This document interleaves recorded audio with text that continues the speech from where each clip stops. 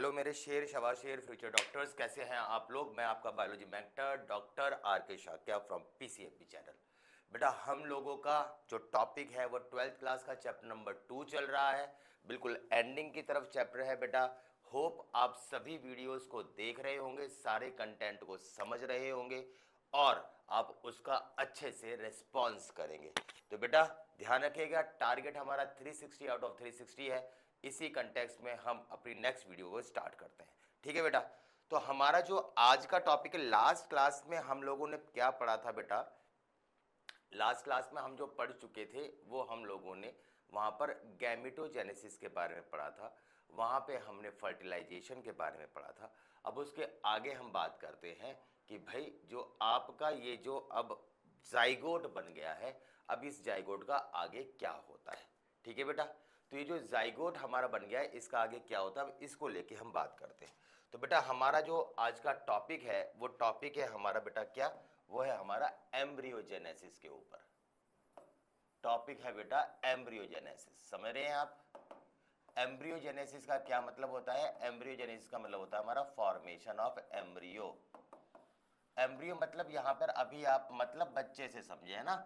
ठीक है कि जो हमारा बच्चा है वो आपका बन रहा है। देखो होता क्या है, अलग अलग स्टेजेस के अलग अलग नाम होते हैं, वो मैं आपको पढ़ाऊंगा। फिलहाल अभी आप ये समझे कि हमने अगर एम्ब्रियो वर्ड बोला है तो हम अभी ये बच्चे को लेके बोल रहे हैं। क्या क्या अलग अलग स्टेजेस का नाम है वो अभी हम डिस्कस कर लेंगे। अभी जरा इसको समझते हैं। देखिए एम्ब्रियोजेनेसिस पे अगर हम बात करें तो फॉर्मेशन ऑफ जो एम्ब्रियो है, एम्ब्रियो का मतलब क्या हो गया, बच्चा, वो कैसे कैसे बनता है। देखो हम लोगों को पता है यार कि ये जाइगोट बन चुका है ना बेटा। हमें पता है कि ये जाइगोट है। और जाइगोट क्या होता है, जाइगोट सबको पता है बेटा, ये 2n होता है। अब जाइगोट क्या है बेटा, हमारे शरीर की first diploid cell, first diploid cell. क्योंकि इससे पहले तो हैप्लॉयड स्पर्म और ओवम होते हैं ना, जो माँ और शरीर के अंदर होते, माँ और बाप के शरीर के अंदर होते हैं, हमारे अंदर तो होते नहीं है। वो जब निकल के दोनों मिलते तो पहली बार हमारा जो अस्तित्व है वो डिप्लॉयड जाइगोट के रूप में होता है। ठीक है बेटा। अब हम जरा इसके आगे बात करते हैं। अब ये जो जाइगोट है बेटा, अब ये जाइगोट एक सेल थी, अब ये 2 सेल में डिवाइड करेगा बेटा। मान दो 2 सेल जो है वो हमारा क्या होगा, वो लगभग हमारे 4 सेल में डिवाइड करेगा। 4 सेल हमारी जो है 8 सेल में डिवाइड कर जाएगी, ऐसे करके। समझ में हमारी बात नहीं आई, क्लियर है बेटा। तो अगर मैं इसी ही डिवीजन को बोलता हूं तो इस प्रोसेस में जिसमें ये हमारे जाइगोट जो है, जाइगोट जो है वो आपका डिवाइड कर रहा है। अब देखो जाइगोट के नंबर ऑफ सेल तो बढ़ रहे हैं, पर यहाँ पे सबके क्रोमोसोम नंबर तो सेम ही रहेंगे। ऐसा तो है नहीं कि हम डिवाइड कर जाते हैं तो हमारा n हो जाएगा, क्योंकि हमारे शरीर की सभी सेल 2n होती हैं, पता है ना आपको, सभी सेल 2n होती हैं आपकी। सिर्फ स्पर्म और ओवम जो गैमिट है वही n होता है। तो हम पूरा शरीर हमारा जो है वो 2n 2n 2n 2n है। तो नंबर ऑफ सेल बढ़ जाए पर आपका क्रोमोसोम नंबर सेम रहे तो वो कौन सी डिवीजन होती है बेटा, माइटोसिस। ये बात सबको पता है बेटा। और ये जो माइटोसिस डिवीजन होगी हमारे जाइगोट में, इसी का नाम क्या रख दिया गया है बेटा, हमारा क्लीवेज। सॉरी बेटा, जुकाम हो रहा है यार, क्या कहा जाए। तबीयत खराब है पर अपने बच्चों के लिए करना तो है ही। ठीक है, तो इसको हम क्लीवेज कहते हैं बेटा। तो हमारा जो आज का टॉपिक है वो टॉपिक बेटा क्लीवेज से स्टार्ट होता है ना। क्लीवेज क्या है समझ में आ गई, जाइगोट की जो सेल्स डिवाइड हो रही है, हम जरा उसी के बारे में अब बात करते हैं। ठीक है, तो अगर मैं आपसे बोलूं बेटा क्लीवेज क्या है बेटा, क्लीवेज आपका, तो ये माइटोटिक डिवीजन है। माइटोटिक डिवीजन किस में हो रही है बेटा, इन जाइगोट। किस लिए बेटा, टू फॉर्म, टू फॉर्म क्या बेटा, टू फॉर्म आपका ब्लास्टोमेयर। ये जो सेल्स बन के तैयार होती हैं इनको ब्लास्टोमेयर कहते हैं। जैसे अगर हम समझने की कोशिश करें तो बेटा कुछ इस तरह समझिए कि हमारे पास ये एक जाइगोट था, ये डिवाइड होके बेटा 2 सेल में डिवाइड हो गया। ये डिवाइड होके आपका जो है वो 4 सेल में डिवाइड हो गया। ऐसे ही बेटा ये 8 सेल में डिवाइड हो गया। मान लो ये 8 सेल्स है, ये 8 वाली मान लीजिए, फिर बेटा ये 16 सेल में डिवाइड हो गया। समझ रहे ना आप मैं क्या कहना चाह रहा हूँ। तो ये बेटा जो जाइगोट है, ये जो जाइगोट है अब ये कितनी सेल में डिवाइड हो गया, 2 में। और इन 2 सेल का नाम क्या हो जाएगा बेटा, ब्लास्टोमेयर। ये क्या कहलाएंगे बेटा, ब्लास्टोमेयर। फिर ये किस में कन्वर्ट हो जाएंगी, 4 सेल्स में। 4 वाली किस में कन्वर्ट हो जाएंगी, फिर ये हमारी 8 ब्लास्टोमेयर में, समझ रहे हो, 8 वाली हमारी 16 ब्लास्टोमेयर में, ठीक है ना। कहानी समझ में आई। ऐसी बेटा ये 16 वाली जो है वो हमारी किस में कन्वर्ट हो जाएंगी, और थोड़ा सा ये बड़ा सा हो जाएगा बेटा, 16 जब डिवाइड होगी तो कितने में हो जाएगी बेटा, 32 ब्लास्टोमेयर्स में, ठीक है ना। तो ये आपको ये याद रखना है बेटा, ये जो 8 से 16 वाली स्टेज है इसको हम क्या कहते हैं बेटा, मोरूला। ये जो 32 सेल वाली स्टेज है इसको हम क्या कहते हैं बेटा, ब्लास्टूला। तो ये 32 सेल है बेटा, ये सब क्या है, ये जाइगोट है जो बच्चे में कन्वर्ट हो रहा है, ये बच्चे बनने का प्रोसेस है। उस दौरान बच्चा इन फेजेस से होते हुए जा रहा है, समझ में आई बात। फिर ये जो 32 सेल है बेटा, ये 32 सेल इस तरीके से अरेंज, रहती तो 32 ही सेल हैं, पर ये इस तरीके से अरेंज हो जाती हैं कि अपने आप को 2 पार्ट में डिवाइड कर देती हैं। एक बाहर लेयर बना देती हैं, बाहर वाले का नाम हो जाता है बेटा ट्रोफोब्लास्ट। क्या नाम हो जाता है बच्चे, ट्रोफोब्लास्ट। और बाकी जो सेल्स हैं वो अंदर इस तरीके से एक गुच्छा सा बना लेती हैं, इसको हम क्या कहते हैं बेटा, inner cell mass. Inner cell mass यानी नंबर ऑफ सेल्स तो वही रही, पर ये अरेंज हो गई, और जब ये अरेंज हो जाती हैं तो इसी को ही हम क्या कहते हैं बेटा, ब्लास्टोसिस्ट। समझ में आई बात। तो ये आपके जो बच्चा है, जो जाइगोट है, उस जाइगोट की ये फेज है। सबको समझ में आई बेटा, कहानी समझ में आ रही ना। मैं एक जनरल बात बताने की कोशिश करूं कि बेटा सेक्सुअल कांटेक्ट होने के बाद, ये अप्रोक्सीमेट टाइम बता रहा हूं, एग्जैक्ट नहीं है, आगे पीछे हो जाता है ये, है ना। लगभग सेक्सुअल कांटेक्ट होने के 36 घंटे के बाद आपका लगभग जाइगोट बनता है। लगभग, जल्दी भी हो सकता है, वो भी एक एवरेज बता रहा हूं, ठीक है ना। सेकेंड दिन जो होता है बेटा वो क्या होता है, वो आपका सेकेंड डे जो आपका होता है वो 2 फेज में डिवाइड हो जाता है, 2 ब्लास्टोमेयर में। सेक्सुअल कांटेक्ट के तीसरे दिन जो होता है, मैं क्या कर रहा हूं बेटा, समझ में आ रहा है सबको, ठीक है ना। ये हो गया बेटा सेकेंड डे।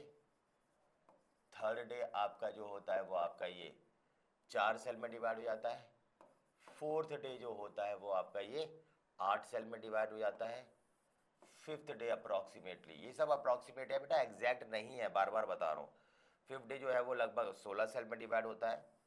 सिक्स्थ डे जो होता है वो आपका 32, और अप्रोक्सीमेटली सेवंथ डे जो होता है वो ब्लास्टोसिस्ट बनता है। अब मेरी बात समझो, मैं क्या कहने की कोशिश कर रहा हूँ, सही है ना बेटा। एक वर्ड आपने सुना होगा, इम्प्लांटेशन, है ना। इम्प्लांटेशन क्या होता था बेटा, इम्प्लांटेशन। इम्प्लांटेशन का मतलब जो बच्चा है वो यूट्राइन वॉल में आके चिपक जाए ताकि प्रेगनेंसी वहां पे परमानेंटली फिक्स हो जाए, सही है ना, ठीक है। तो इम्प्लांटेशन का मतलब क्या है, ऐसे समझो कि जो आपका फिक्सेशन था, बच्चे का फिक्सेशन ऑफ बेबी किसमें बेटा, इन एंडोमेट्रियम यानी कि यूट्राइन वॉल। और आपकी एनसीईआरटी और सभी बुक कहती हैं वो कौन से दिन होता है बेटा, सेवंथ डे। कौन से दिन होता है बेटा, वो सेवंथ डे। तो ये जो आपका है, मैं थोड़ा सा इसको और बताने की कोशिश करूं बेटा, ऐसे समझिए कि अगर ये हमारा यूट्रस का पार्ट है और यूट्रस का ये पार्ट है फैलोपियन ट्यूब, ठीक है। तो बेटा क्या है आपका, तो ये है बच्चा की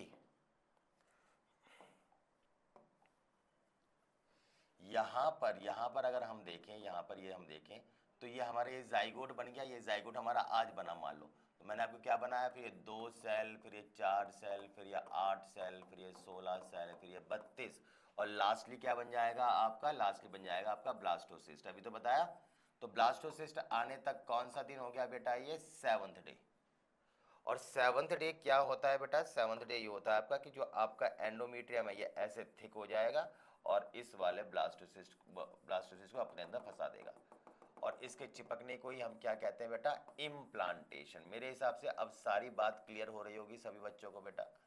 तो इम्प्लांटेशन सेवंथ डे होता है। ये बात ध्यान रखिएगा कि जब ये ब्लास्टोसिस में रहेगा तो ये जो इनर सेल मास था ये हमेशा यूट्रस की तरफ होगा, ये यूट्रस की तरफ होगा इनर सेल मास।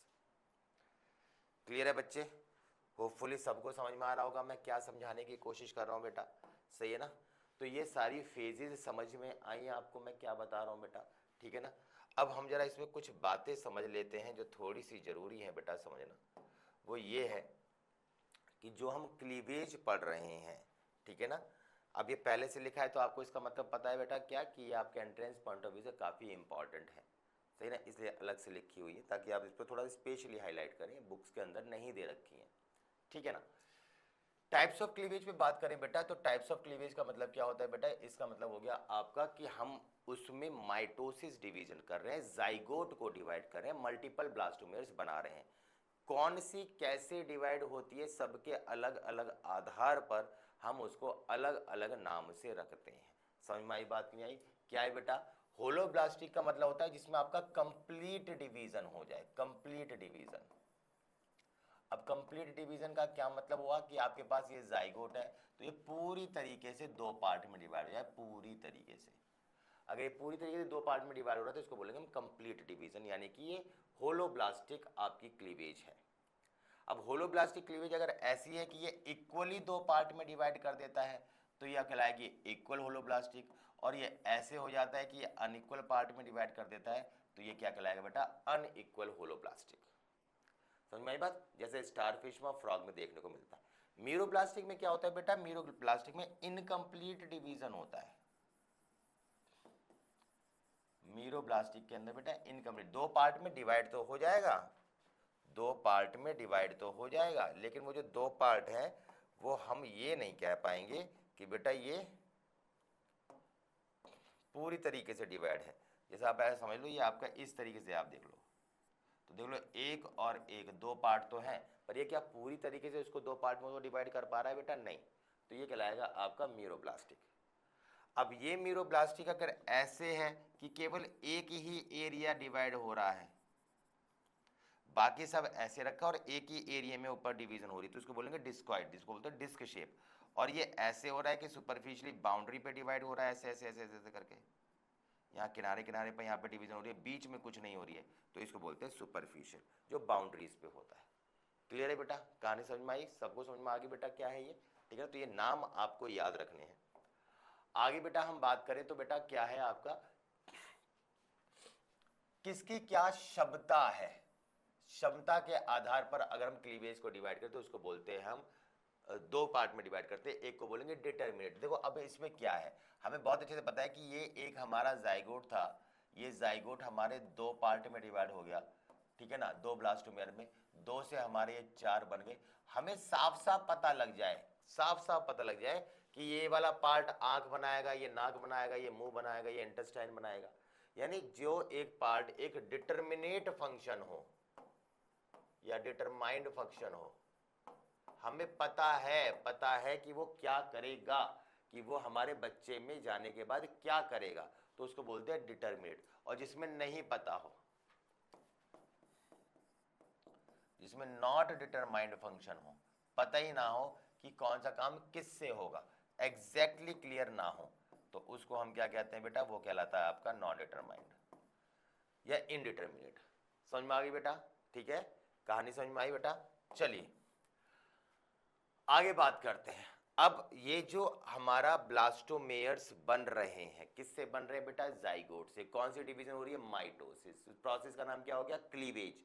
वो जो हमारी हो रही है वो किस पैटर्न में डिवाइड कर रही है, देखो अगर वो ऐसे हो रहा है कि दो पार्ट डिवाइड हो जाए, चाहे ऐसे कर लो बराबर है, चाहे ऐसे कर लो बराबर है, चाहे ऐसे कर लो बराबर है, चाहे किसी भी तरीके से अगर दो पार्ट बना दे और वो आपस में बराबर होते हैं, समझ रहे हो ना कैसे, चाहे ऐसे कर लो, चाहे ऐसे कर लो, चाहे ऐसे कर लो, चाहे ऐसे कर लो, दो पार्ट हर पैटर्न से अगर बराबर है तो उसको बोलते हैं रेडियल सिमेट्री।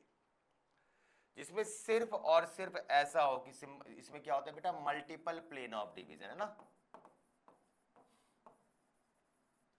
जिसमें मल्टीपल प्लेन ऑफ डिवीजन होते हैं उसको बोलते हैं हम रेडियल। जो सिर्फ एक ही लाइन से डिवाइड किया जाए, सिंगल प्लेन ऑफ डिवीजन। जैसे हम उसमें ही पढ़ते हैं ना, प्लांट्स के बारे में, फ्लावर के बारे में पढ़ते हैं, इंसान के बारे में पढ़ते हैं, एक फ्लावर है ऐसे करके, ठीक है ना बेटा। अगर हम इसको देखें तो केवल एक ही लाइन से इसको हम दो पार्ट में डिवाइड कर सकते हैं, तो ये बाइलेटरल सिमेट्रिक, ठीक ना, कोई दिक्कत वाली बात तो नहीं। और फिर क्या होता है हमारा स्पाइरल। स्पाइरल क्या होता है बेटा, स्पाइरल शुरुआत में हमें ऐसा लगेगा कि बेटा ये रेडियल है, ऐसे करके। फिर क्या होगा, फिर हम देखेंगे ये इसके बीच में अलग से और मल्टीपल एक्स बनाना शुरू कर देगा अलग सिमेट्री में। समझ में आई बात? यहां पे अगर हम करें तो ये कंसेंट्रिक हो जाएगा, समझ रहे हो ना, ये कंसेंट्रिक नहीं है। अलग वाला सर्कल जो सेंट्रल पार्ट है उसका अलग सिमेट्री ऑफ डिवीजन है, बाहर वाले पार्ट का अलग सिमेट्री ऑफ डिवीजन है। ये कहलाता है स्पाइरल, जो इस तरीके थोड़ा सा घूम जाता है। समझ लो ना कि इसका सर्कल का डिवीजन कुछ और था, बाहर वाले का थोड़ा सा घूम के कुछ और, कि भाई ये इस डिवीजन इस वाले प्लेन में ना डिवाइड होते हुए थोड़ा सा घूम गया इधर डिवाइड हो गया, इधर ना डिवाइड होते हुए इधर डिवाइड हो जाए। तो जो दो सर्कल रहे और दोनों सर्कल की जो डिवीजन लाइन है वो आपका प्लेन ऑफ डिवीजन अलग अलग हो, उसको बोलते हैं स्पाइरल। समझ में आई बच्चे? कोई दिक्कत तो नहीं ना? फिर हमने पढ़ा बेटा क्या, हमने अभी ब्लास्टुला वर्ड पढ़ा बेटा, है ना, ये ब्लास्टुला वर्ड पढ़ा था अभी हमने, ये ब्लास्टुला वर्ड पढ़ा था बेटा। ब्लास्टुला वर्ड बहुत इंपॉर्टेंट है बेटा, क्योंकि हमें इसमें 3-4 प्रकार के टाइप्स पढ़ने हैं बेटा। जब पेपर कठिन बनता है, कठिन, तो बेटा इनमें नाम आने के चांसेस बहुत ज्यादा होते हैं। तो ये जो ब्लास्टुला है ना, ब्लास्टुला ब्लास्टोसिस्ट में क्या अंतर था समझ में आया? इसमें कुछ फिक्स अरेंजमेंट नहीं है, बीच में कोई कैविटी नहीं होती है, इसमें बीच में कैविटी होती है। नाम क्या होता है बेटा? ब्लास्टोसील। ठीक है ना? और इसकी सेल्स दो पार्ट में डिवाइड हो जाती है, बाहर वाली है ट्रोफोब्लास्ट, अंदर वाली है इनर सेल मास। सबको समझ में आ गया बेटा? कोई दिक्कत वाली बात तो नहीं ना?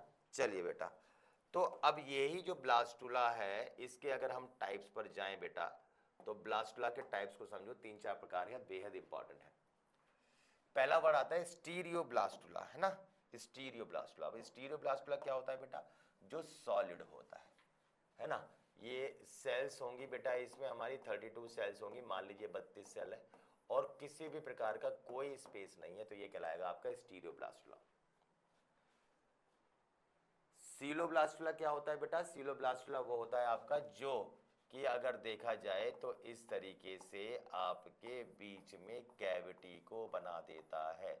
ये बीच में क्या करता है बेटा? कैविटी को बना देता है, बीच में कैविटी होगी, है ना। तो वर्ड ये बीच में अगर कैविटी है, यहां पे एक कैविटी है, तो इसी ब्लास्टुला को बोलेंगे सीलोब्लास्टुला। फिर वर्ड आता है बेटा डिस्कोब्लास्टुला, है ना, डिस्कोब्लास्टुला। डिस्कोब्लास्टुला क्या होता है बेटा? कि ये आपकी ब्लास्टुला है, ये आपका ब्लास्टुला है, इसके एक एंड पर क्या बेटा? फूड स्टोर्ड है। तो इसको जब हम देखेंगे तो ऐसा लगेगा यहाँ पे कोई डिस्क लाइक स्ट्रक्चर प्रेजेंट है। तो ये जो स्टोर्ड फूड है, जहां पर ये डिस्क लाइक स्ट्रक्चर दिखता है, इसको बोलते हैं डिस्कोब्लास्टुला। और कोई भी ऐसा ब्लास्टुला जिसके बीच में यहां पर यॉक प्रेजेंट है, यॉक, यॉक समझते हो ना, जो एग होता है उसके बीच में वो जो येलो सा पोर्शन होता है, समझ में आई बात? ठीक है बेटा, तो वो कहलाता है आपको यॉक। जैसे अगर हम ओवम होता है, देखो एग्स होते हैं ना हमारे, एग्स, यॉक के हिसाब से हम बात करें तो एग्स के लिए भी कुछ नाम होते हैं। जैसे हम क्या पढ़ते हैं बेटा?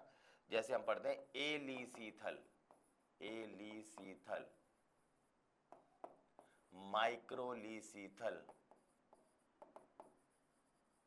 मैक्रोलीसीथल, बहुत सारे नाम होते हैं यार, है ना, टीलोलीसीथल। ये यॉक के हिसाब से बता रहा हूं आपका सेंट्रोलीसीथल। अब तुम कहोगे यार ये भैया क्या बता रहे हो आप? यार जो मैं बताता एग के टाइप्स, जैसे जिसमें कोई एग ना, इसमें बीच में अगर देखा जाए तो कोई यॉक है ही नहीं। जैसे किसमें होता है? इंसान, इंसान के ओवम में क्या कोई यॉक होता है? नहीं होता। तो वो एलीसीथल है, जिसमें बहुत ही मिनिमम यॉक प्रेजेंट हो तो उसको बोलेंगे माइक्रोलीसीथल। जिसमें ज्यादा यॉक प्रेजेंट हो उसको बोलेंगे मैक्रोलीसीथल। जिसमें यॉक पोल्स पर प्रेजेंट हो, एट पोल्स, चाहे ऊपर वाला पोल हो चाहे नीचे वाला पोल हो, ठीक है ना, तो जिसमें पोल्स पर प्रेजेंट है इसको हम क्या कहेंगे बेटा? टीलोलीसीथल। और जिसमें यॉक कहां प्रेजेंट हो बेटा? सेंटर में, तो इसको क्या बोलेंगे हम? सेंट्रोलीसीथल। समझ गए बेटा? तो मेरे हिसाब से चीजें समझ में आ रही होंगी। काफी कुछ हटके चीजें हैं बेटा, काफी कुछ हटके हैं, वो सब मैं आपको बता रहा हूं बेटा। आपका काम इसे पढ़कर और हमें अच्छे अच्छे कमेंट्स को करना बेटा, बात समझ में आई? ताकि हमें भी एनर्जी का बूस्टअप मिले, हमें भी लगे कि हाँ हमारा बच्चा, हमारे भाई, हमारे बहन हमारी वीडियोस को 100% एफर्ट के साथ देख रहे हैं। ठीक है बेटा? सही है। तो ये बातें आपको समझ में आई बेटा, मैंने क्या बताया आपको? तो ये सब चीजें जो है वो हम लोगों ने देखी कि क्या क्या कहां से कैसा क्या हो रहा है, ठीक है ना। अब मेरे को एक बात बतानी थी आपको, वो बात समझे आप, ये वाली, कि मैंने आपको बताया कि बेटा ये जो आपका ब्लास्टोसिस्ट है, ये ब्लास्टोसिस्ट जो है, ये ब्लास्टोसिस्ट है बेटा, सबको पता है ये ब्लास्टोसिस्ट है। ये ब्लास्टोसिस्ट जो है ये आपका क्या कर रहा है बेटा, ये यूट्राइन वॉल पर चिपक रहा है जाके। तो बेटा आप ध्यान से समझे, एक तो इसका ये वाला एंड हो गया जहां से ये चिपक रहा है, एक इसका ये वाला एंड हो गया। तो इनके बारे में बताने के लिए मैंने डायग्राम बनाया है आपका, ताकि आपको चीजें कम समय में ही समझ में आ जाए। और वो बेटा ये ध्यान से सुनो, यहां से ये हमारा ये क्या है, ये हमारे यूट्रस है ना, ऐसे हमारे यूट्रस की वॉल से चिपका हुआ होगा, यहाँ पर ये यूट्रस की वॉल से चिपका है। जिस एंड पर चिपका होता है बेटा वो क्या कहलाता है, एनिमल पोल या फिर एम्ब्रियोनल नोब। इसका ठीक अपोजिट वाला कहलाता है एब एम्ब्रियोनल पोल। तो एम्ब्रियोनल पोल और ठीक उसके अपोजिट वाला हो गया एम्ब्रियोनल नोब। अब समझो बेटा, अब ये जितनी भी सेल्स हैं ये दिख रही हैं आपको, ये ट्रोफोब्लास्ट सेल्स जो इसके कनेक्शन में है, ये दिख रही है आपको, ये जो ट्रोफोब्लास्ट सेल है जितनी कनेक्शन, ये सब सेल्स क्या कहलाती हैं आपके, सेल ऑफ राउबर्स। और इन सेल ऑफ राइबोस को हम दो पार्ट में डिवाइड करते हैं। नहीं समझ में आई मेरी बात तो फिर से ऐसे समझ लो, थोड़ा समझाने के लिए डायग्राम बता रहा हूं कि मान लीजिए ये अगर आपका यूट्रस से कनेक्टेड है तो इतनी सेल ये सेल ऑफ राउबर होगी, और ये जो सेल ऑफ राउबर मतलब कि ट्रोफोब्लास्ट है, ट्रोफोब्लास्ट तो सेल पूरी है, ट्रोफोब्लास्ट सेल का ये पार्ट है। अब इसमें अगर हम देखें तो मैं इसको फिर से दो पार्ट में डिवाइड कर सकता हूं बेटा। एक मैंने ये आउटर लेयर बना दी इसकी, ऐसे समझो आप, समझाने के लिए बेटा डायग्राम बना रहा हूँ, कोई फालतू में आप बोलो कि भैया नहीं गूगल पे तो ऐसे नहीं, तो मैं लैंग्वेज समझाने के लिए बता रहा हूँ बेटा, है ना, ठीक, क्योंकि आप लोग गूगल बहुत जल्दी करते हैं तो करिए, लेकिन उस लैंग्वेज को समझाने के लिए बता रहा हूँ। और इसमें क्या हो गया, एक ये अंदर वाली हो गई, है तो ये ट्रोफोब्लास्ट यानी है तो ये राबर सेल का पार्ट। इसमें जो ट्रोफोब्लास्ट है, इसमें वो ट्रोफोब्लास्ट जो बाहर साइड में होता है, इसको क्या बोलते हैं हम, ये दो लेयर में डिवाइड हो जाता है आगे चल के, उसको बोलते हैं सिंशियोट्रोफोब्लास्ट, सिंसाइटोट्रोफोब्लास्ट। और जो अंदर वाला पार्ट होता है बेटा, इसको क्या बोलते हैं हम, साइटोट्रोफोब्लास्ट। तो एक पार्ट होता है जो आपके क्या होगा, ये यूट्रस से कनेक्टेड रहेगा, और एक पार्ट क्या होगा जो अंदर वाला होगा, वो आपके एम्ब्रियो यानी बच्चे से कनेक्टेड होगा। समझ में आई बात? कोई भी दिक्कत वाली बात बेटा हो किसी को तो बताइए, चीजें समझ में आ रही है, कोई कंफ्यूजन तो नहीं है ना, ठीक है, सही है। तो ये बात मेरे को आपको बतानी थी, ठीक है। अब क्या होता है बेटा, अब आगे बात करते हैं। अब ये होता है कि अब हमारा जो बच्चा है ना, वो बच्चा इस वक्त इस तरीके से है कि वो यूट्रस में कनेक्टेड है, ये आपका यूट्रस के साथ कनेक्टेड है बेटा, यहाँ पर इस तरीके से यूट्राइन वॉल में चिपका हुआ है। इधर क्या है आपके, ये इनर सेल मास, ये जो इनर सेल मास है सॉरी बेटा, मैंने बताया जुकाम हो रखा है, तबीयत खराब है, पर फिर भी आपके लिए तो सब करना ही है। इनर सेल मास की जितनी भी सेल्स होती हैं उनको हम क्या कहते हैं बेटा, स्टेम सेल्स, ध्यान रखना। और स्टेम सेल्स क्या होते हैं, जिसमें प्रॉपर्टी ऑफ रीजनरेशन होती है। तो ये जो स्टेम सेल होती है ना बेटा, ये इसके अंदर प्रॉपर्टी ऑफ रीजनरेशन होती है। हाँ, ये जो अंदर वाला पार्ट है, ये अंदर वाला पार्ट, यही पार्ट आगे चल के बच्चा बनेगा। कैसे बनेगा कि ये जो अंदर वाली इनर सेल मास है, आप ऐसे समझ लो, ये जो इनर सेल मास है अंदर वाला, ये क्या होगा बेटा, ये पूरा ग्रुप तीन लेयर में कन्वर्ट हो जाएगा। ऐसे मान लीजिए आप, तीन लेयर में, एक लेयर हो गई ये, एक लेयर हो गई ये, और एक लेयर हो गई ये। समझ में आई बात? तो अगर हम बाहर से देखते हैं तो ये हमारी एक आउटर लेयर हो गई बेटा, ये हमारी बीच की लेयर हो गई, और ये हमारी अंदर वाली लेयर हो गई। आउटर लेयर का नाम होता है एक्टोडर्म। क्या नाम होता है बच्चे, एक्टोडर्म। बीच वाली लेयर का नाम होता है बेटा मीजोडर्म, और अंदर वाली लेयर का नाम होता है एंडोडर्म। जब ब्लास्टोसिस्ट, ये क्या था बेटा, ब्लास्टोसिस्ट, जब ब्लास्टोसिस्ट तीन लेयर में डिवाइड हो जाता है तो इसी को ही अब हम क्या कहते हैं बेटा, गैस्ट्रूला। इसको हम क्या कहते हैं मेरे बच्चे, गैस्ट्रूला। और ये जो गैस्ट्रुला है इसके बनने को ही बोलते हैं गैस्ट्रुलेशन। तो प्रोसेस ऑफ फॉर्मेशन ऑफ क्या बेटा, गैस्ट्रुला, इसको हम क्या कहते हैं बेटा, गैस्ट्रुलेशन। अब बात आती है गैस्ट्रुला क्या होता है, तो ये ऐसा ब्लास्टोसिस्ट होता है एक प्रकार का जिसके इनर सेल मास 3 लेयर में कन्वर्ट हो जाती हैं। 3 लेयर का नाम क्या है बेटा, इनको जर्म लेयर बोलते हैं, जो आपके आगे चीजों को डेवलप करने में काम करती हैं, है ना। इसी से यही 3 लेयर आपके बच्चे बनाएंगे एक तरीके से। 3 जर्म लेयर कौन सी हैं बेटा, एक हमारी बाहर वाली एक्टोडर्म बच्चा, एक हमारी मीजोडर्म और एक हमारी एंडोडर्म। तो हमारी ये 3 लेयर्स बन जाती हैं। बताइए बेटा कोई भी समस्या वाली बात किसी को, और ये 3 लेयर्स आपके बच्चे की 3 पार्ट, तो मोटे तौर पे बता रहा हूँ, 100% ये रूल एप्लीकेबल नहीं है। आप अपने शरीर को देखो तो आपका शरीर 3 पार्ट में डिवाइड है। सबसे बाहर की लेयर क्या होगी, खाल, बाल और नाखून। सबसे अंदर की क्या होगी, ऑर्गन। सबसे अंदर जो ब्लैंक स्पेस है उसमें ऑर्गन ही तो है। और बीच में क्या होगा, ये मसल्स, बोन्स, आर्टरीज, वेन वगैरह। तो ऐसे मोटे तौर पे जनरली बाहर की लेयर बाहर का पार्ट बना रही है, बीच की लेयर बीच का पार्ट बना रही है, अंदर की लेयर अंदर का पार्ट बना रही है, पर विद सम एक्सेप्शंस। बार बार बोल रहा हूँ 100% ये रूल नहीं है, ये तो सिर्फ समझाने के लिए बता रहा हूँ, ठीक है ना। तो इस तरीके के जो है ये अब 3 जो लेयर्स हैं, ये जो 3 लेयर्स हैं ये क्या करेंगे, ये form foetal part of body. और इस तरीके से बच्चा जो है वो अप टू 9 मंथ पूरा बन के डेवलप होके तैयार होता रहेगा। बात समझ में आ रही है बच्चे, कोई भी दिक्कत वाली बात तो नहीं है किसी को भी, ठीक है। ठीक, तो हमने अभी तक क्या फेज पढ़ी बेटा, अगर देखा जाए तो सबसे पहले हमने पढ़ा बेटा जाइगोट। जाइगोट किस में कन्वर्ट हुआ बेटा, मोरुला में, वो जो 8 से 16 वाली स्टेज थी। फिर वो कन्वर्ट किस में हुआ बेटा, ब्लास्टुला में। फिर वो किस में कन्वर्ट हुआ, आपके ब्लास्टोसिस्ट में। फिर ये ब्लास्टोसिस्ट ये आगे चल के किस में कन्वर्ट हो गया बेटा, गैस्ट्रुला में। ये अब ऑर्गन बनाएंगे बच्चे का, और फिर वो बच्चा किस में कन्वर्ट हो जाएगा बेटा, फीटस में। समझ में आई बात नहीं आई। ये जो स्टार्टिंग स्टेज होती है इनको बोलते हैं एम्ब्रियोनल स्टेज। समझ में आई बात नहीं आई। और ये अप टू 2 मंथ, मान लो मोटे तौर पे 2 मंथ, 8 हफ्ते का ये खेल होता है। 8 हफ्ते का, 8 हफ्ते के बच्चे को हम एम्ब्रियो कहते हैं, एम्ब्रियो।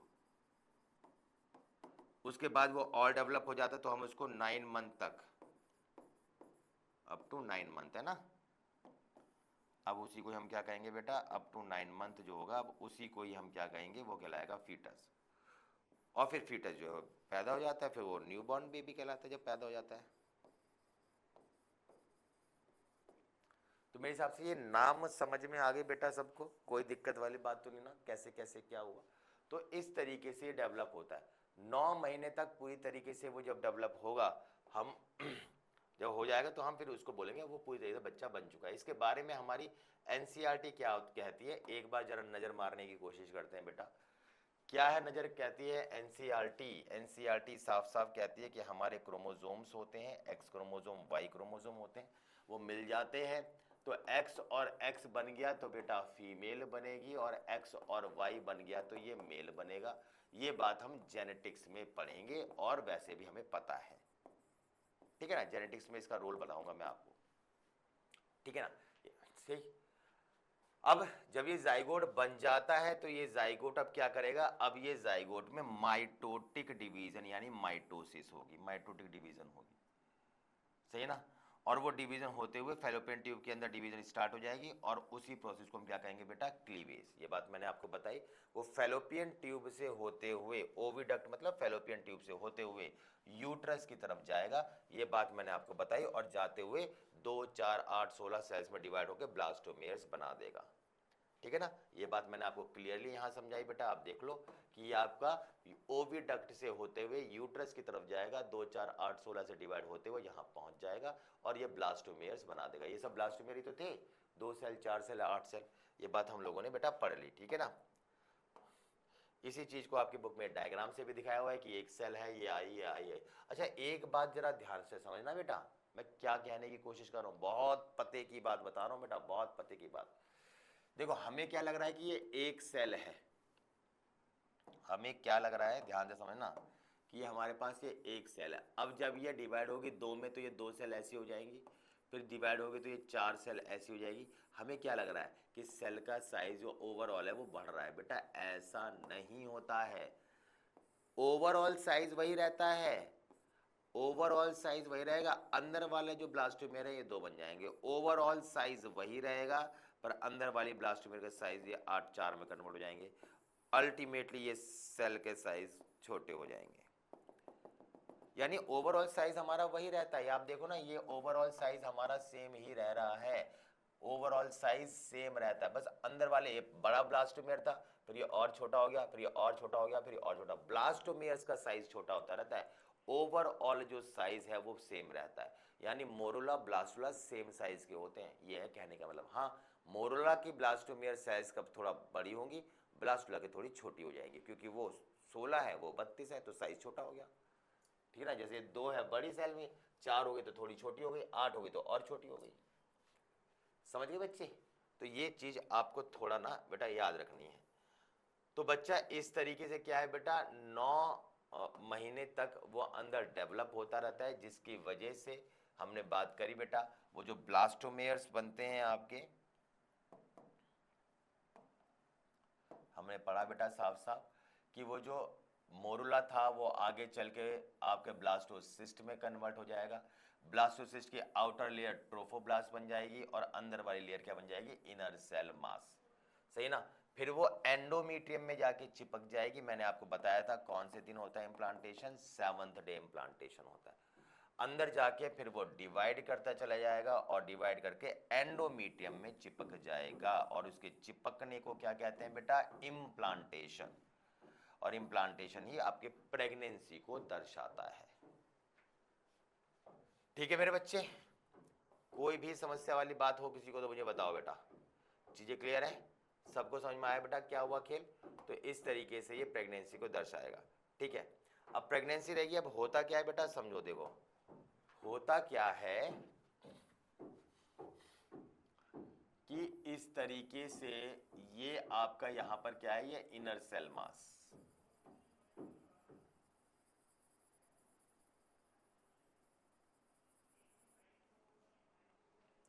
ये है आपका इनर सेल मास। ये इनर सेल मास बेटा किससे कनेक्टेड है आपका, ये इनर सेल मास कनेक्टेड है आपके किससे बेटा, ये यहाँ पे यूट्रस से, मैंने आपको बताया यूट्रस से। तो अब इस बच्चे को इसमें चिपकना तो पड़ेगा, तो बेटा ये क्या होता है चिपकने के लिए, ट्रोफोब्लास्ट सेल्स थी बेटा, याद आ रहा है। ये जो ट्रोफोब्लास्ट सेल होती हैं, ट्रोफोब्लास्ट सेल, ये क्या निकालती है बेटा, ये सिक्रीट करती हैं हार्मोन, नाम क्या होता है, HCG, human chorionic gonadotrophin hormone. ठीक है बेटा, ये हार्मोन क्या होता है बेटा, ये हार्मोन वो होता है जो प्लेसेंटा बनाने की शुरुआत करते हैं। तो ये क्या करते हैं बेटा, शुरुआत में ये क्या बनाते हैं बेटा, कोरियोनिक विलाई। ये क्या बना देंगे बेटा, कोरियोनिक विलाई। ये इस तरीके से इसमें से ऐसे फिंगर लाइक स्ट्रक्चर, ये कोरियोनिक विलाई बना देंगे, और यही कोरियोनिक विलाई आगे चल के किस में कन्वर्ट हो जाएगा बेटा, प्लेसेंटा में। यार बच्चे को न्यूट्रिशन चाहिए ना, तो न्यूट्रिशन के लिए प्लेसेंटा तो चाहिए, तो प्लेसेंटा फॉर्मेशन कौन करवाता है आपका, ये ट्रोफोब्लास्ट। ये प्लेसेंटा फॉर्मेशन करवाता है, कैसे करवाता है, HCG नाम के हार्मोन को निकाल के, और फिर जाके अल्टीमेटली क्या बन जाएगा यहाँ पर, ये बन जाएगा आपका प्लेसेंटा, और यही प्लेसेंटा फिर पोषण देने का काम करेगा। ठीक है बच्चे, तो कहानी समझ में आ गई सबको, कोई दिक्कत वाली बात तो नहीं ना। तो इस तरीके से काम करेगा। कोई भी समस्या हो तो बेटा बताएं, कोई समस्या नहीं है बच्चे, बहुत ही बढ़िया। चलिए ठीक, तो अब क्या होगा, अब 9 महीने तक ये अपना काम करता रहेगा। समझ में आई बात? प्लेसेंटा के बारे में आपकी बुक में भी क्लियर कट बातें लिखी हुई हैं, जरा एक बार समझते हैं बेटा क्या कहता है ये, कि क्या हुआ, ट्रोफोब्लास्ट सेल्स जो है वो फिंगर, ट्रोफोब्लास्ट सेल्स जो है बेटा आफ्टर इम्प्लांटेशन वो फिंगर लाइक प्रोजेक्शन निकालेंगे, नाम क्या हो गया उसका, कोरियोनिक विलाई। सबको समझ में आई बात? जहां यूट्राइन टिश्यू के आसपास रहेगा, सबको पता है बेटा। अब ये जो टिश्यू है ये आपस में जुड़ता रहेगा और स्ट्रक्चरल और फंक्शनल यूनिट बना के तैयार कर देगा बच्चे और माँ के बीच में, जिसका नाम क्या होता है बेटा? प्लेसेंटा। प्लेसेंटा ही तो अटैचमेंट होता है बेटा माँ और बच्चे को। माँ और बच्चा, माँ का जो न्यूट्रिशन है वो बच्चे में जाए, बच्चे का वेस्ट जो है वो माँ में आते हुए बॉडी से रिलीज आउट हो जाए, एक्सक्यूट हो जाए। ये कौन करवाता है? प्लेसेंटा। प्लेसेंटा जब मैं आपको अभी ये जो प्लेसेंटा है, जब आपको इम्यूनिटी टॉपिक पढ़ाऊंगा ना बेटा, उसमें प्लेसेंटा का बहुत इंपॉर्टेंट रोल बताऊंगा, जो हमारा ह्यूमन हेल्थ एंड डिजीज वाला चैप्टर 12th क्लास का है, उसके अंदर प्लेसेंटा के बारे में हम बात करेंगे बहुत तसल्ली से। इसमें भी है प्लेसेंटा, पर इसमें प्रेगनेंसी के रिगार्डिंग बात है, उसमें तो बहुत सारे काम है। बैरियर्स के रूप में प्लेसेंटा कैसे काम करता है, 2 लेवल के बैरियर, 3 लेवल के बैरियर, 5 लेवल के बैरियर, 7 लेवल के बैरियर्स, इम्यूनिटीज में कैसे हेल्प करता है, वो सब बातें हम उस पर करेंगे।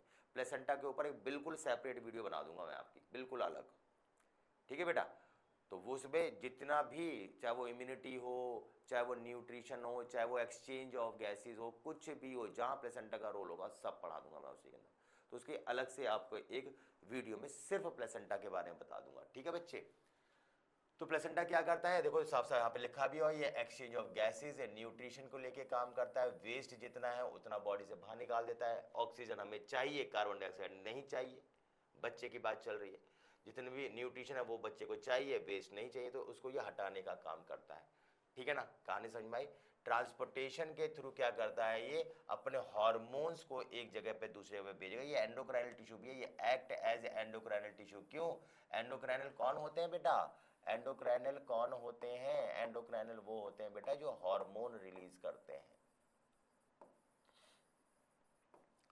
और ये भी तो हार्मोन रिलीज करता है। ठीक है ना? हम इसे एंडोक्राइन क्यों कहेंगे? क्योंकि बेटा ये हार्मोन रिलीज कर रहा है, ये एससीजी नाम का हार्मोन निकाल रहा है। ट्रोफोब्लास्ट सेल एससीजी निकाल के प्लेसेंटा बनाती है, और जब प्लेसेंटा बन जाता है फिर प्लेसेंटा खुद अपना एससीजी निकालता है। जब तक प्लेसेंटा नहीं बन पाता है तब तक ट्रोफोब्लास्ट निकालते हैं। Human placental lactogen hormone, oestrogen, progesterone, relaxin, ये सब किससे निकलता है बेटा? हमारे प्लेसेंटा से, जो बाद में जाके, ये रिलैक्सिन के बारे में बताऊंगा, ये ओवरी से भी निकलता है। कई सारे हार्मोन है, देखो ईस्ट्रोजन, प्रोजेस्टेरोन, ये भी ओवरी से निकलते हैं। रिलैक्सिन, ये भी हार्मोन से, ओवरी से निकलते हैं, पर ओवरी के साथ साथ ये प्लेसेंटा से भी निकलते हैं। समझ में आई बात नहीं आई? ठीक है? ये जो हार्मोन है, देखो ये 3 हार्मोन कौन कौन से? HCG, HPL और आपका रिलैक्सिन। ये 3 हार्मोन सिर्फ और सिर्फ प्रेगनेंसी में रिलीज होते हैं, ध्यान रखना। ये इसमें लिखा भी होगा, ये लिखा HCG, HPL, रिलैक्सिन, ये आप प्रेजेंट ओनली ड्यूरिंग प्रेगनेंसी। समझ में आई बात नहीं? बच्चे को जितना न्यूट्रिशन चाहिए होता है, सपोर्ट चाहिए होता है, उसको जो भी एक्सचेंज ऑफ गैसेस के लिए चाहिए, कुछ भी सपोर्ट चाहिए होता है, वो सब आपका ये प्लेसेंटा ही करता है। ठीक है ना? आपको पता होना चाहिए बेटा कि अगर ये यूट्रस है,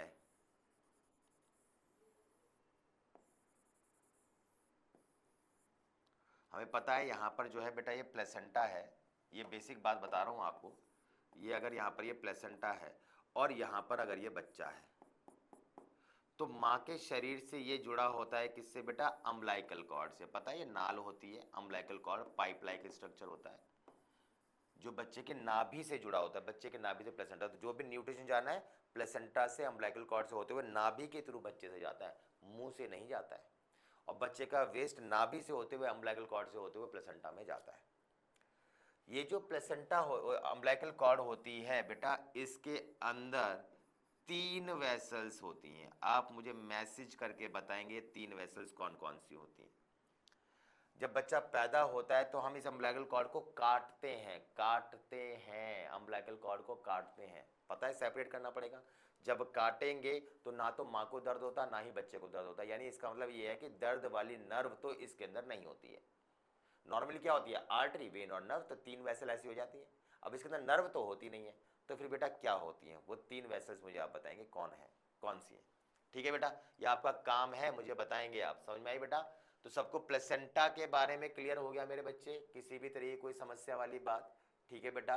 बच्चा जब डेवलप हो रहा है, अच्छा ये चीज और देख लीजिए बेटा, बच्चा जब डेवलप हो रहा है तो मैंने आपको बताया था बेटा वो 3 लेयर्स को बनाता है, एक्टोडर्म, मेसोडर्म और एंडोडर्म। ये बात क्लियर है बेटा? वो 3 लेयर बना रहा है, एक एक्टोडर्म बना रहा है, एक मेसोडर्म बना रहा है, एक एंडोडर्म बना रहा है।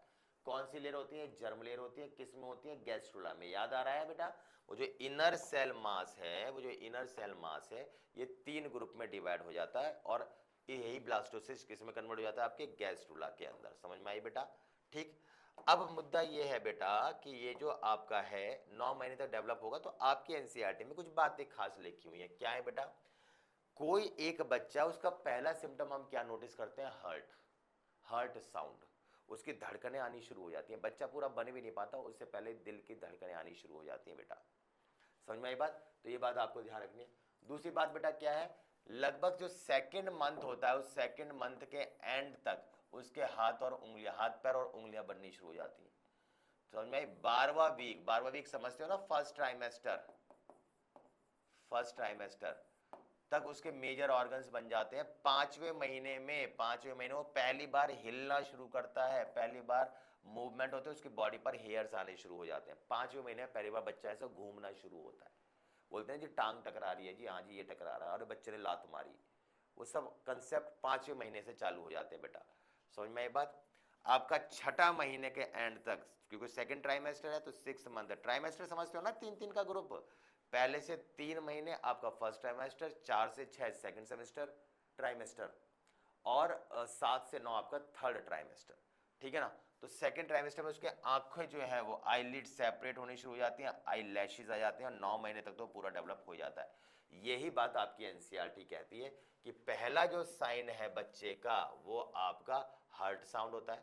सेकंड मंथ तक उसके लिम्ब और डिजिट्स आ जाते हैं आपके। 12वें मंथ तक उसके अंदर मेजर ऑर्गन फॉर्मेशन हो जाती है बेटा, 12 हफ्ते तक, है ना? यानी कि फर्स्ट ट्राइमेस्टर जो है उसके एंड तक। ठीक है?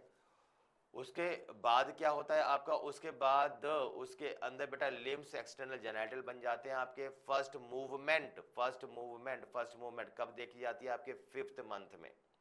सेकेंड ट्राइमेस्टर के एंड तक बेटा उसकी बॉडी पर हेयर आ जाती है, आई लिड्स, आई लैशेस दिख रही है आपको बेटा, ये बन जाती है आपके। 9 महीने तक वो फुल्ली डेवलप हो जाता है। कोई कंफ्यूजन बेटा? एक एक बात बता रहा हूं आपको, एक एक बात। एनसीईआरटी की मोस्ट इंपोर्टेंट सारी बातें हाईलाइट बताया, तो मैंने आपको बताया था ये सब क्या होती है बेटा? Stem cells. याद आ रही है? ठीक है ना? इनर सेल मास का ग्रुप क्या होता है? स्टेम सेल्स, जो ऑर्गन बनाती हैं। तभी तो 3 लेयर में डिवाइड होकर 3 ऑर्गन्स को बनाएंगी अलग अलग लेयर्स के हिसाब से। तो यही बात है बेटा। तो आप थोड़ा सा ध्यान रखें बेटा, बार बार आप बोलते 11th का बेटा, पहले 12th की एक यूनिट खत्म कर ले, फिर 11th की भी टॉपिक करेंगे। समझ में आई बात? चीज़ों को थोड़ा समझें आप। ठीक है बच्चे? चलिए, एक साथ नहीं कर सकते ना कि हम 12th कर रहे हैं फिर आधा चैप्टर 11th करें। और मैंने आपको बार बार बता रहा हूँ, ये 11th और 12th के लिए वीडियोस नहीं है, ये नीट की क्लास के लिए वीडियोस है, नीट के बच्चों के लिए, नीट एस्पिरेंट के लिए बच्चे के लिए है। 12th वाले आइडिया ले सकते हैं, लेकिन कुछ चीज़ें उनको समझ में नहीं आएगी। ठीक है ना? वो कहेंगे यार ये तो बड़ा हाई लेवल हो रहा है, ये कैसा? तो बेटा ये नीट के लिए बच्चों के लिए है स्पेशल, क्योंकि मैं नीट के लेवल का जो हाई लेवल मान लो या आप जो भी है, जो डिज़ायर्ड लेवल है, मैं उसको मेंटेन करके रखूँगा। ठीक है बेटा? 11th क्लास वाले आप इनको देखोगे, आपको ज़्यादा कुछ समझ में आएगा नहीं। ठीक है बच्चे? चलिए, तो यहाँ तक कहानी समझ में आ गई बच्चे। अब हमारा जो टॉपिक आता है बेटा, वो टॉपिक आता है क्या हमारा बेटा? पार्चुरेशन को। पार्चुरेशन मतलब क्या हो गया बेटा? डिलीवरी। सही ना? तो अब हम जरा कहानी शुरू करते हैं पार्चुरेशन का।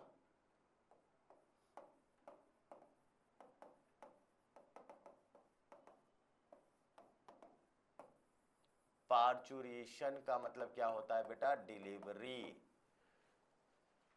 जब 9 महीने पूरे कंप्लीट हो जाते हैं तो उसके बाद जो बच्चे को बाहर निकाला जाता है, तो उस प्रोसेस को हम क्या कहते हैं बेटा? पार्चुरेशन।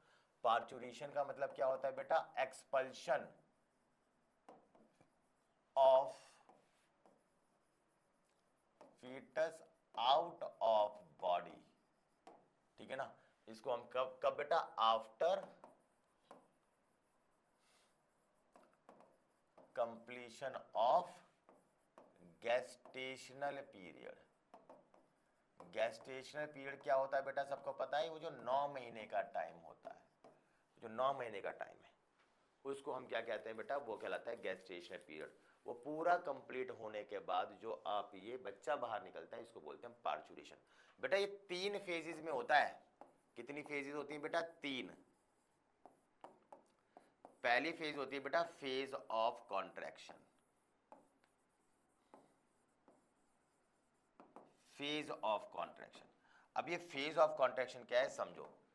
फेज ऑफ कॉन्ट्रैक्शन ये है कि बेटा जिसमें लेबर पेन, पेट में दर्द स्टार्ट होगा, किस लिए कि भाई बच्चा पैदा होने वाला है। 9 महीने कंप्लीट हो गए हैं, 9 महीने कंप्लीट हो गए हैं, अब बच्चे को बाहर निकालना है। तो बेटा अब दो तरीके हैं, या तो माँ कहे चल भाई बाहर निकल, माँ कोशिश करे बच्चे को बाहर निकालने के लिए, एक तरीका ये है। दूसरा तरीका क्या है बेटा कि जो बच्चा है वो खुद बाहर आने की कोशिश करे। तो ध्यान रखें, माँ कभी भी स्टार्ट नहीं करती है बच्चे को बाहर निकालने की, बच्चा कोशिश करता है कि मुझे बाहर आना है। यानी शुरुआत डिलीवरी की कौन करता है बेटा, बच्चा। और उस शुरुआत को हम क्या कहते हैं, FER, फीटल इजेक्शन रिफ्लेक्स।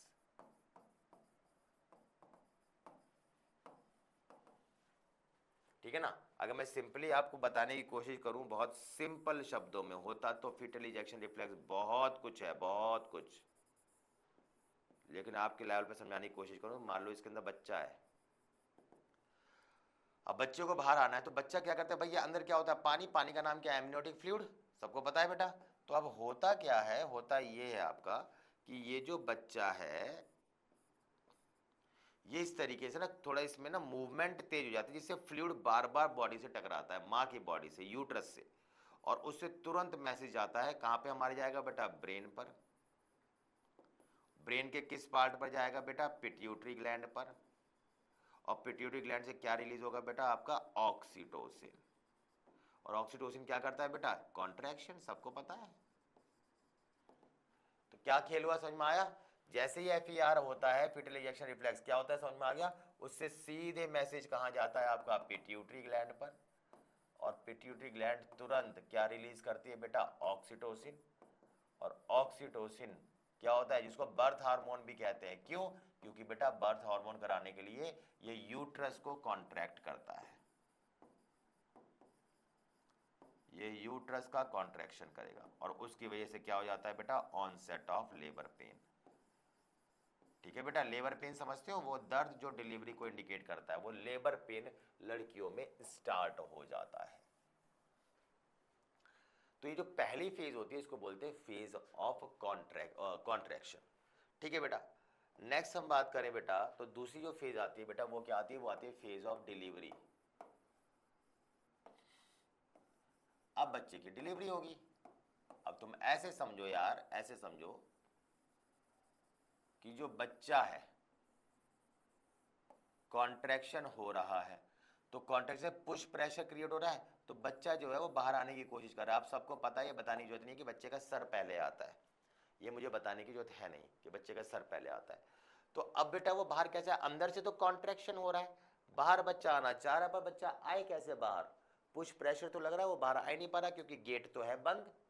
तो जब गेट बंद है तो बेटा क्या होता है, आपको बताया था, रिलैक्सिन हार्मोन, ये रिलैक्सिन हार्मोन रिलीज होता है। अभी हमने पढ़ा शुरुआत में प्लेसेंटा से, बाद में ओवरी से रिलीज होता है। याद आ रहा है कि नहीं आ रहा है बेटा, थोड़ा ध्यान रखो हर चीज का। ठीक है, हार्मोन निकलता है कहां, प्लेसेंटा से, relaxin also secreted by ovary. ठीक है बच्चे, एक एक कंसेप्ट को थोड़ा ध्यान दे दो। अब रिलैक्सिन हार्मोन क्या करेगा बेटा, रिलैक्सिन हार्मोन सर्विक्स को रिलैक्स कर देगा। जब सर्विक्स को रिलैक्स कर देगा तो क्या हो जाएगा बेटा, सर्विक्स को रिलैक्स कर देगा तो ये हो जाएगा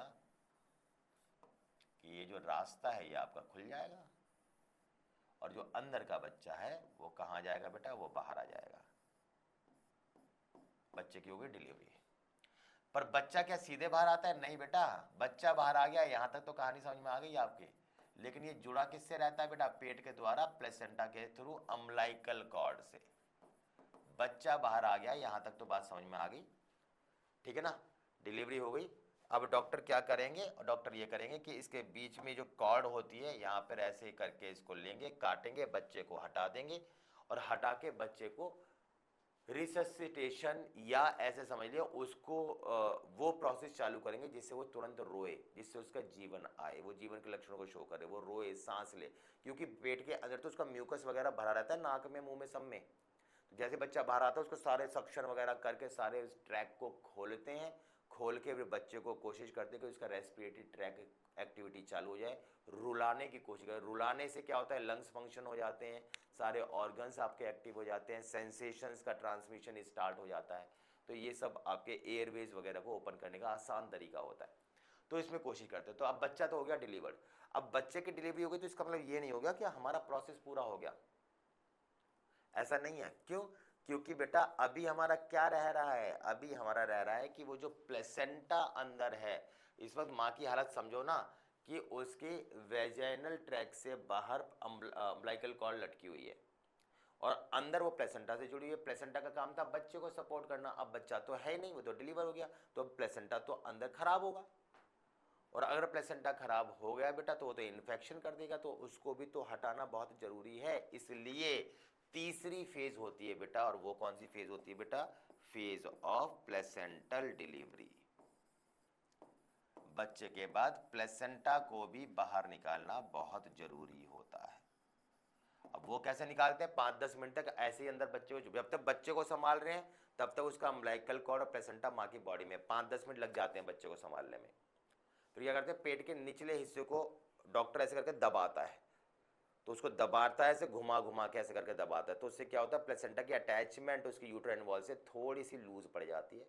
फिर नीचे से अम्बिलिकल कॉर्ड को ऐसे पकड़ के और धीरे धीरे बाहर खींचा जाता है। तो ऊपर से ऐसे दबाएंगे तो प्लेसेंटा हट जाएगा, अम्बिलिकल कॉर्ड खींचेंगे तो उसी के साथ ये खींच के और बाहर आ जाता है। समझ में आई बात? तो बेटा इस तरीके से ये डिलीवरी हो जाती है। कोई कंफ्यूजन वाली बात तो नहीं है मेरे बच्चे, क्लियर है सबको? ठीक है ना? तो इसमें क्या होता है, हमने पढ़ा बेटा क्या, कि जो बच्चा है उसको डिलीवरी कराने के लिए, हालांकि मैंने थोड़ा डिटेल में बता दिया, बुक में तो शॉर्ट में लिखा हुआ है कि क्या होता है, 9 महीने जब पूरे हो जाते हैं तो विगरस यूट्राइन कॉन्ट्रैक्शन होता है, यूट्रस बहुत तेजी से कॉन्ट्रैक्ट करता है और उससे बच्चे को बाहर निकालने का प्रोसेस चालू हो जाता है, जिसका नाम क्या होता है बेटा, पार्चुरेशन। पार्चुरेशन एक एंडो न्यूरोक्राइनल मैकेनिज्म है। न्यूरो मतलब इसमें ब्रेन इन्वॉल्व हो गया, पिट्यूटरी ग्लैंड, उससे ऑक्सीटोसिन वगैरह रिलीज हो रहा है, वो क्या हो गया हमारा हार्मोन। तो दोनों ही जगह से इसमें काम शुरू होता है, इसलिए हम इसको न्यूरो एंडोक्राइन मैकेनिज्म कहते हैं। शुरुआत कहां से होती है, यूट्राइन कॉन्ट्रैक्शन से, जिसको हम फीटल इजेक्शन रिफ्लेक्स कहते हैं, और वो कहां से शुरू होती है, वेव फॉर्मेशन। याद आ रही है बेटा? वेव फॉर्मेशन से बच्चा करता है बेटा कोशिश। समझ में आई बात कि नहीं आई?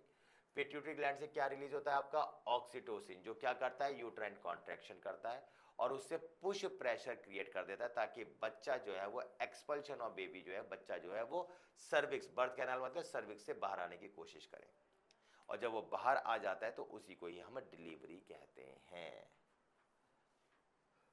उसने बोला डिलीवरी के दौरान कौन सा इंजेक्शन लगाते हैं, क्या लगता है तुम्हें बेटा, कौन सा इंजेक्शन डिलीवरी के दौरान लगाया जाता है बेटा, ऑक्सीटोसिन। क्यों? क्योंकि कॉन्ट्रैक्शन नहीं हो रहे हैं या कम हो रहे हैं, तो बच्चा आराम से डिलीवर हो जाए, कॉन्ट्रैक्शन हो और बच्चा पुश प्रेशर से नॉर्मल डिलीवरी हो जाए। अब डिलीवरी के बाद क्या होता है बेटा, डिलीवरी के बाद होता है आपका लैक्टेशन। ये मैं ब्रेस्ट वाले टॉपिक में पढ़ा चुका हूं बेटा, एक्सटर्नल फीमेल एक्सटर्नल जेनिटल वाली वीडियो देखना बेटा, उसमें ब्रेस्ट के बारे में पढ़ा चुका हूं। ठीक है, तो सारा टॉपिक वहां पढ़ा चुके हैं, जो रह रहा है उसके बारे में हम बात करते हैं। लैक्टेशन क्या होता है बेटा, लैक्टेशन होता है ब्रेस्ट फीडिंग।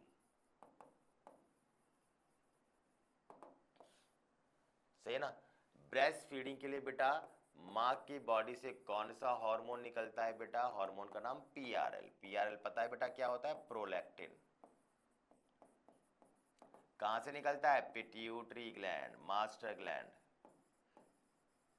क्या प्रेगनेंसी के टाइम तक ये हमारे निकलता है बेटा, प्रेगनेंसी में नहीं निकलता। जैसे डिलीवरी हो जाती है बच्चे को अब दूध की जरूरत है, उसका डाइजेस्टिव सिस्टम इतना स्ट्रांग नहीं है कि बाहर के तुम मोमोज खिला दो, ले भाई चिली पोटैटो खा ले, तू ले बर्गर खा ले, भाई बच्चा मर जाएगा, डाइजेस्टिव सिस्टम नहीं है उसका इतना डेवलप। तो बच्चा पूरी तरीके से न्यूट्रिशन के लिए अपनी माँ की बॉडी पर डिपेंड करता है, पूरी तरीके से, वो पूरी तरीके से माँ की बॉडी पर डिपेंड करता है बेटा।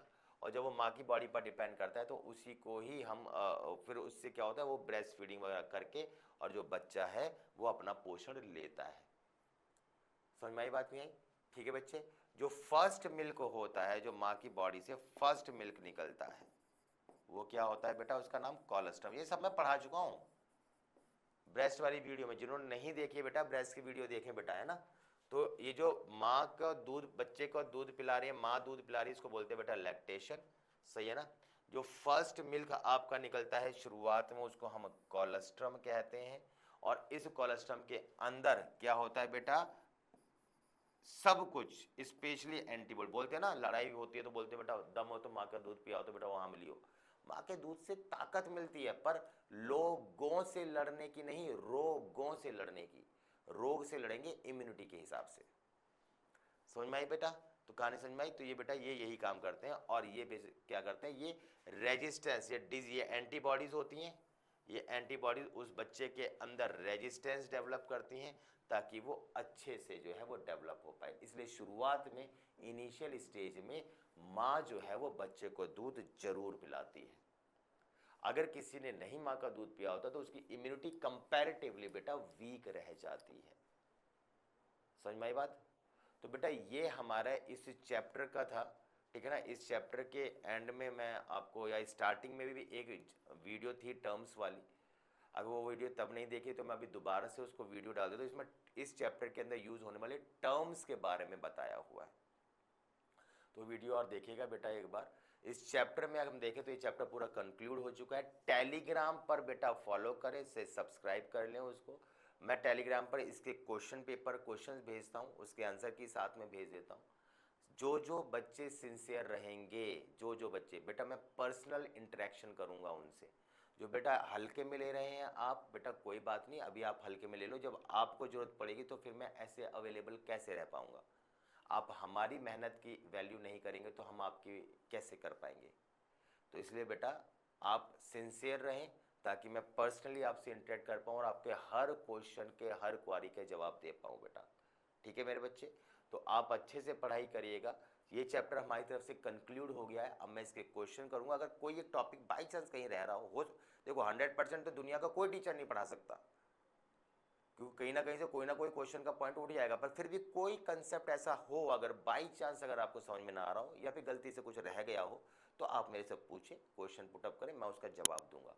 उन बच्चों का जवाब दूंगा जो सिंसियरिटी को मेंटेन करते हैं। सबका तो देखो बेटा, आप रेगुलर नहीं रहेंगे तो फिर नहीं। ठीक है बच्चे? तो ख्याल रखिएगा, अच्छे से पढ़ाई करिएगा। तब तक के लिए बेटा सायोनारा, ध्यान रखिएगा अपना।